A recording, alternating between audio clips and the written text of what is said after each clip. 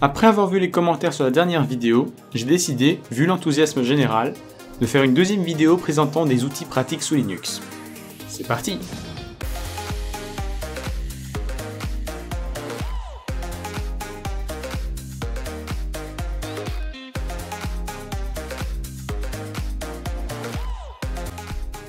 Alors, le premier outil est Tilda. Tilda est un émulateur de terminal pouvant être lancé par une simple commande au clavier. Son avantage massif par rapport aux autres est son grand nombre d'options de personnalisation. En effet, en utilisant les différents réglages, on peut régler la transparence, le positionnement, les couleurs et tous les raccourcis clavier pour toutes les tâches. Le mien est réglé pour sortir quand j'appuie sur la touche puissance 2 sur mon clavier.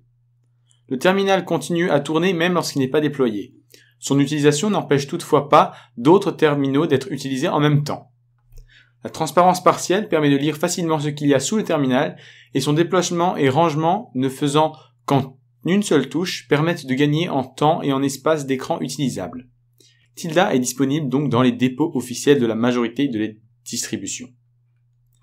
Ensuite, nous avons Autokey. Autokey est un outil permettant de gagner une quantité énorme de temps, surtout pour taper des textes. Cet outil remplace certains termes spécifiques par d'autres lors de la frappe. À titre d'exemple, si on tape ADR, Autokey va immédiatement remplacer ceci par l'adresse que vous lui aurez indiquée au préalable. Autokey peut être réglé pour insérer du texte selon un raccourci clavier également et peut même lancer des scripts. Les options de personnalisation permettent de déterminer le comportement d'Autokey, s'il doit automatiquement remplacer ou juste proposer de remplacer, s'il doit laisser le terme inséré, en l'occurrence ici ADR, et encore d'autres options. À noter que le programme est en anglais et qu'il n'est pas traduit et qu'il faut dans certains cas régler le démarrage automatique manuellement. Comme pour Tilda, Autokey est disponible dans les dépôts officiels de la plupart des distributions et peut donc être installé normalement. Enfin, nous avons PowerTop, qui est un outil d'analyse d'utilisation du processeur. Cet outil ne fonctionne qu'en ligne de commande, mais permet de connaître les statistiques de consommation et d'état du système.